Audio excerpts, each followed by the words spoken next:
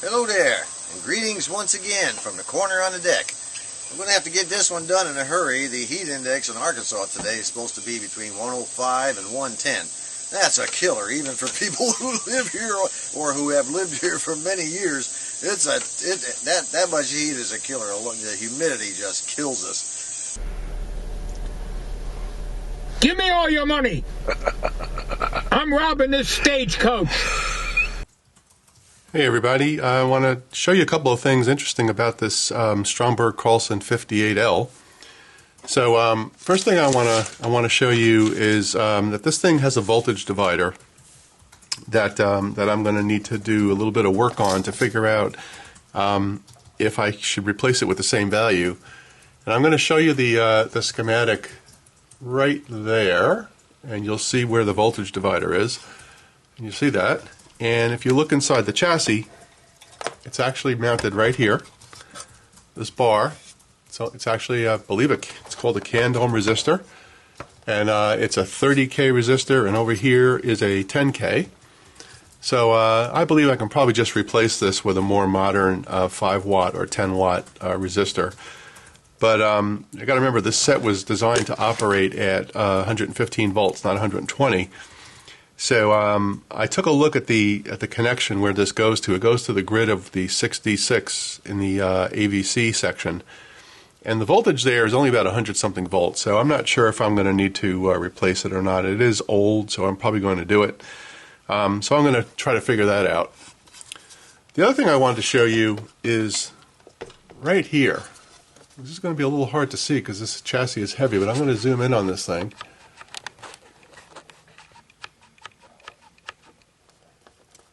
Let's see, that should do it right there.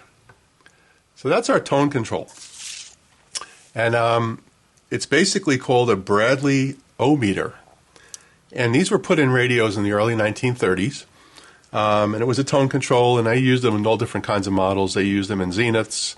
They've used them in Crosleys. And supposedly these things are made really, really well. And the way that they work, if you open it up, it has a wiper in there, and it almost looks like it's wound wire, but it's really not. It's really a stack of 50 alternating metal washers and resistance washers that are carbon. And that's how you achieve the different values.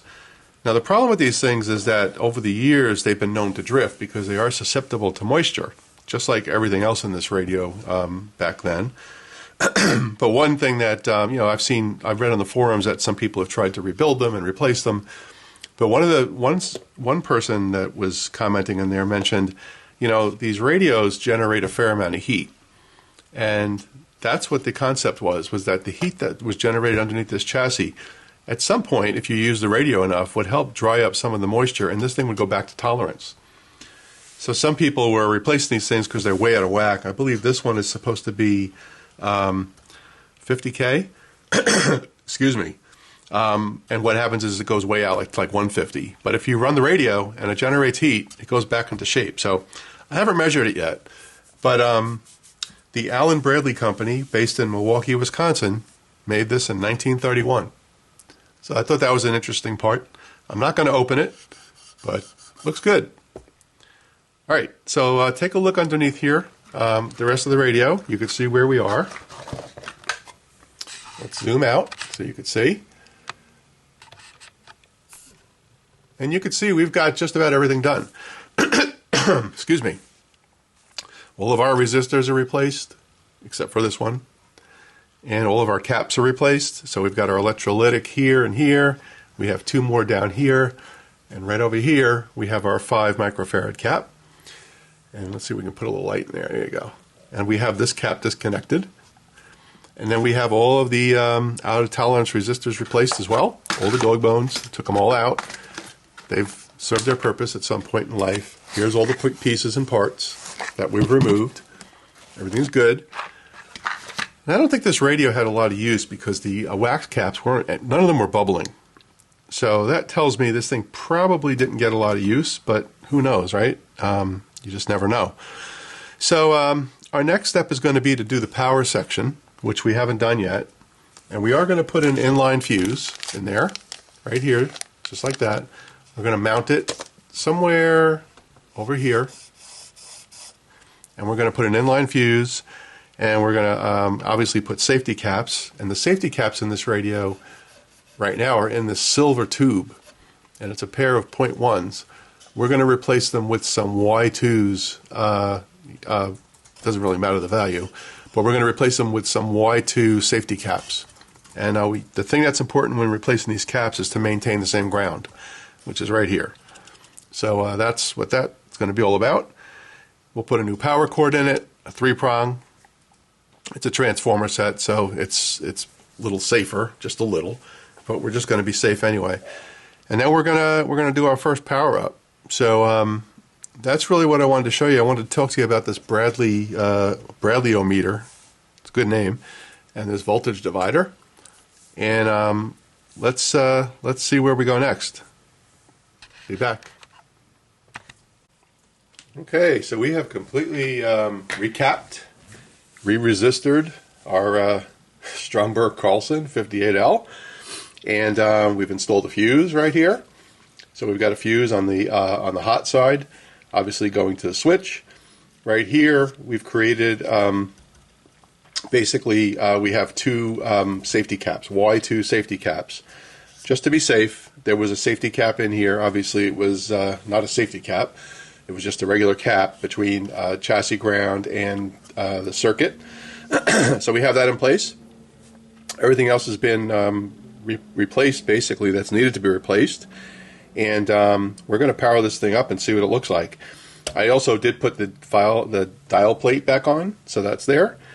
But essentially, the electrical restoration is complete, and I'm very confident this thing is going to work. I have no doubt about that. Really simple radio to work on. No wires, right? Piece of cake. Replace the resistors, and you're good to go.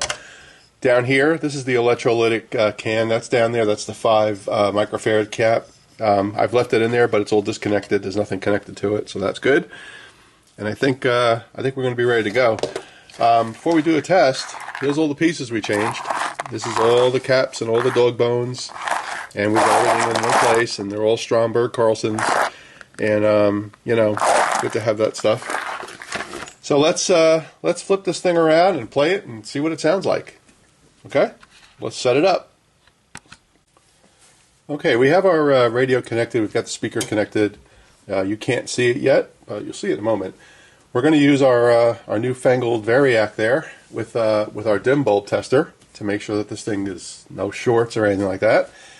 We're going to turn our Variac all the way down. We have the power switch on the radio, all the way down. We're in Variac mode and we're in dim bulb tester mode, and we've got the bulb plugged in. So let's bring it up slowly. We're going to watch this amp meter here. We're going to watch the bulb.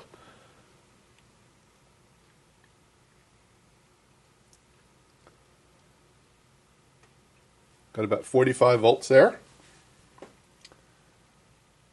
I actually do see some dial lights here already at 45 volts. Check that out. Cool. Alright, at 45 volts, let's go up a little higher. Up at around 73. I don't see any signs of any distress on this bulb. There's 90. The bulb is starting to glow very, very low. And it looks like I'm at, let's see, not even a quarter of an amp.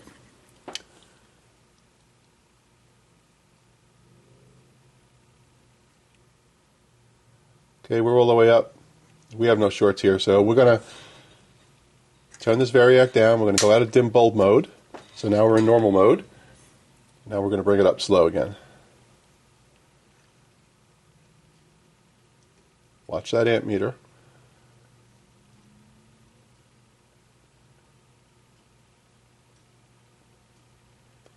There we're at 120 volts. We're about half an amp. And I hear something coming out of the speaker. Let's see if we can tune anything.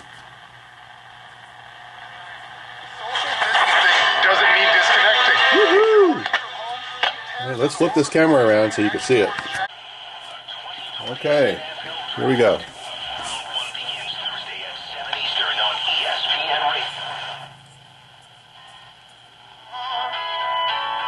Wow. Now let's look off to the right. Just a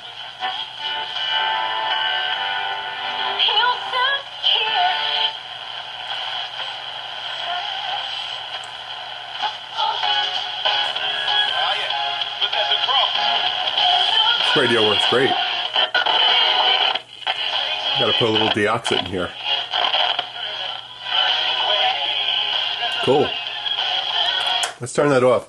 So here we have an 85-year-old radio that works really, really well. Really happy with this radio. There's our speaker. I think this one is going to be a wrap on this one. I just need to do a little more cleanup on the chassis. And then I have to start working on the cabinet. So just a couple of observations. Let me turn the power up on this Variac here. Okay, so simple radio to work on, very little wires, very easy to follow the schematic. Even though the drawings were made, 85 years ago, they're actually simpler than some of the newer schematics and drawings. So really, really simple. We did have to open up this can, by the way, and replace this wire.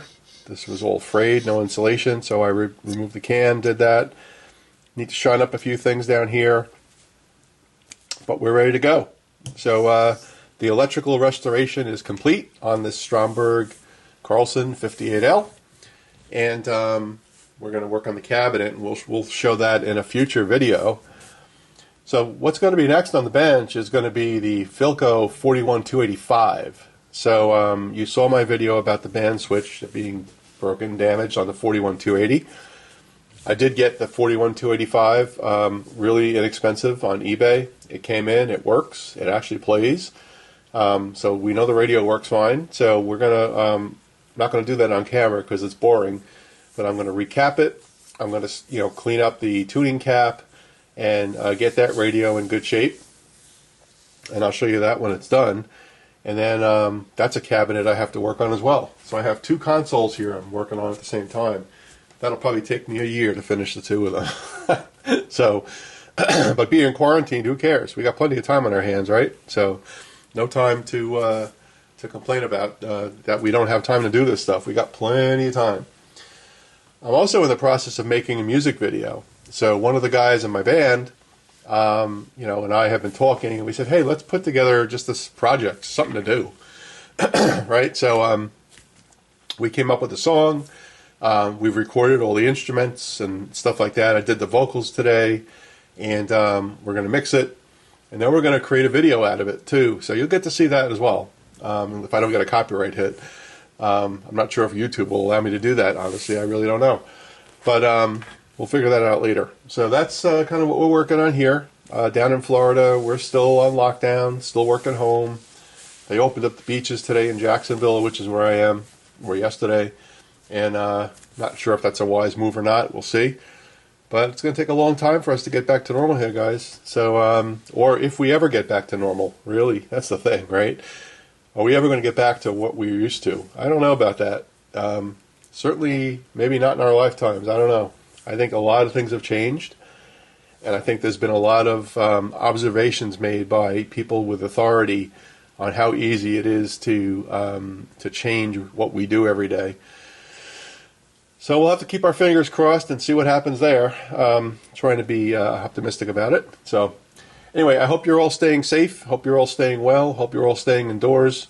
And, if you run into a guy with a bandana around his face and he says, stick him up, this is a stagecoach robbery, that'll be old 64 Goat. All right. And we'll see you guys around soon. Everybody stay well. Take care. Bye.